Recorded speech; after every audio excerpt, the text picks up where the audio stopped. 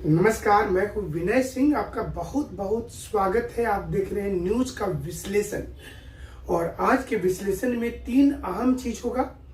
जो युवा हैं उन्हें नई मूवी इमरजेंसी जरूर से देखनी चाहिए। उसमें क्या युवाओं के लिए खास चीजें ये बताएंगे। जेएसएससी सीजीएल पर 2 चीजें हैं। प्रभात खबर ने इस पर सर्वे शुरू किया है कि परीक्षा में क्या होना चाहिए, तो उस पर भी बात करेंगे। जेएसएससी सीजीएल पर दैनिक भास्कर की आज उस रिपोर्ट का विश्लेषण करेंगे जिसमें सीआईडी को जो सबूत दिए गए हैं उस पर जांच के अंदेशा सामने आ गया है। इसके साथ साथ झारखंड में सरकार में एक बार फिर से सुगबुगाहट है कि क्या बीजेपी जेएमएम के साथ मिल सकती है, जो चुनाव के तुरंत बाद का हमारा एक सर्वे रिपोर्ट था, बट उसमें बहुत ज्यादा चांसेस नजर नहीं आ रहा है। आज जेएसएससी सीजीएल पर 2 महत्वपूर्ण चीजें आई।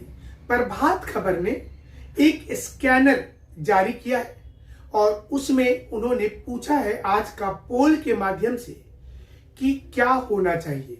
जेएसएससी सीजीएल पर 4 ऑप्शन दिया गया है। पहला ऑप्शन यह है कि परीक्षा को रद्द करके फिर से दोबारा परीक्षा लेना चाहिए। दूसरा ऑप्शन है इसमें कड़ी से कड़ी जांच होनी चाहिए। तीसरा ऑप्शन है कि इसमें जल्द से जल्द इसका समाधान निकालना चाहिए। और चौथा ऑप्शन है कि इसकी रिजल्ट प्रक्रिया को जारी करके समाप्त कर देना चाहिए, परीक्षा की पूरी पद्धति को। ये 4 ऑप्शन में प्रभात खबर जो लीडिंग न्यूज़पेपर है उसने ये लिखा है कि आप अपना पोल स्कैन करके आप डालें कि आप क्या चाहते हैं। जेएसएससी सीजीएल पर आप क्या चाहते हैं। जेएसएससी सीजीएल इस समय सबसे ज्यादा चर्चित परीक्षा झारखंड का हो चुका है। दूसरी खबर दैनिक भास्कर ने लिया है। दैनिक भास्कर ने आज अपने अखबार के जो प्रमुख उनकी खबर है उसमें उन्होंने बताया है कि 10:57 में एक दिन पहले ही क्वेश्चन पेपर का जो उत्तर सहित कागज था वो व्हाट्सएप में मिल गया था। सीआईडी ने सभी चीजों की जांच तो की, अब इस पर जांच बाकी है। जिन लोगों ने ये तस्वीरें दी थी उन्होंने पूरा 100% कहा है कि उनके पास जो चीजें हैं वो 100% सही हैं और इसलिए सीआईडी को इस पर जांच करनी चाहिए। सीआईडी अब इस पूरे मुख्य बिंदु को, जो उसके पास 48 क्लिप्स आए थे, उसमें से अब व्हाट्सएप में 10:57 के रात को परीक्षा के पहले वाले दिन जो क्वेश्चन पेपर का उत्तर मिला था, अगर उसमें सत्यता आ गई तो फिर ये मामला यू टर्न लेते हुए कोर्ट में जेएसएससी के खिलाफ चला जाएगा, सरकार के खिलाफ चला जाएगा और इस परीक्षा को उस वक्त में हाईकोर्ट निर्णय लेगी कि अब आगे क्या करना है। दूसरी चीज, सीआईडी को बंद लिफाफे में अपने हस्ताक्षर करते हुए रिपोर्ट को जमा करनी होगी। एफएसएल की भी जो रिपोर्ट आएगी वो भी बंद लिफाफे में हस्ताक्षर सहित जमा करनी होगी। रिपोर्ट में किसी प्रकार की अगर गड़बड़ी की आशंका होती है तो वकील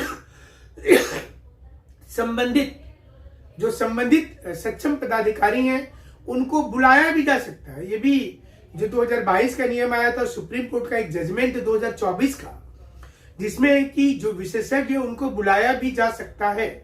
वहीं दूसरी ओर अगर सीआईडी को ऐसा लगेगा कि नहीं इसमें कोई सच्चाई नहीं है तो वो रिपोर्ट भी लिख करके देगी। तो दोनों चीज को सीआईडी की जिम्मेवारी बन गई है और सीआईडी की रिपोर्ट पर कोर्ट कितना संतुष्ट होगी, जो याचिकाकर्ता के वकील हैं वो अपनी ओर से बताएंगे कि वो इससे संतुष्ट है या नहीं है। अगर वो संतुष्ट नहीं है तो कोर्ट के ऊपर निर्भर करता है, क्योंकि आज ही झारखंड उच्च न्यायालय ने ये कहा है कि जो कार्यपालिका के काम करने के तरीके हैं, जो हमारा अनुच्छेद 50 है जिसमें पृथक्करण का सिद्धांत है कि न्यायपालिका जो काम करती है, कार्यपालिका जो काम करती है, विधायिका जो काम करती है, उसकी एक सीमा होनी चाहिए।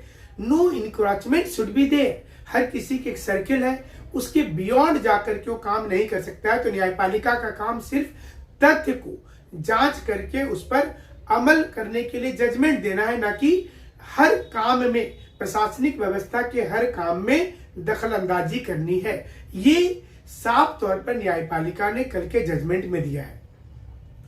अब बात करेंगे कि आज के युवाओं को निश्चित रूप से जो नई मूवी आई है इमरजेंसी, वो देखना चाहिए। उसमें 3-4 चीजों को समझना है कि किसी व्यक्ति को जब सत्ता मिलता है और सत्ता के बाद एक पर एक लिए गए फैसले कारगर होते हैं, तो फिर वो जीत के अंधभक्त में कितना डिक्टेटर हो जाता है। इंदिरा गांधी को लेकर बनाई गई इस मूवी में वो दिखाया गया है।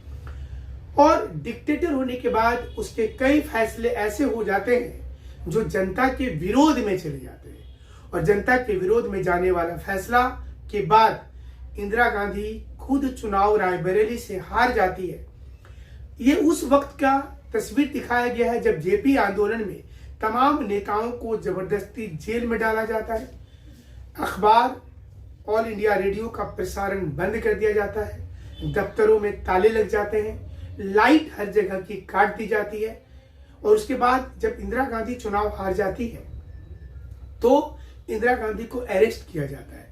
देखिए, जो गलती इंदिरा गांधी ने किया था वही गलती फिर जेपी मूवमेंट के बाद जो नई सरकार आई उसने शुरू कर दिया, जनता पार्टी की सरकार, और उसके कारण जनता में सिंपैथी फिर से एक बार चला गया। आप इसको ऐसे भी सोच सकते हैं कि जब हेमंत सोरेन जी को जेल भेज दिया गया तो जनता की सिंपैथी उनके साथ चली गई थी। जो एंटी इनकम्बेंसी हेमंत सोरेन के कार्यकाल में शुरू हुआ था, उनको जेल भेजने के साथ वो सिंपैथी चला गया। यही चीज इंदिरा गांधी जी के साथ हुआ। और पुनः चूंकि जनता पार्टी में प्रधानमंत्री बनने के लिए इतना लड़ाई शुरू हो गया कि वो पार्टी बिखर गई, बीच में फिर से चुनाव हो गया 1980 में, और फिर से इंदिरा गांधी वापस आ गई। और इस बीच में इंदिरा गांधी ने गरीबों के साथ जीवन बिताया और उसे पता चला कि सत्ता जो मिला है वो जनता की सेवा के लिए मिला है। और उसके बाद ये तरीका को देख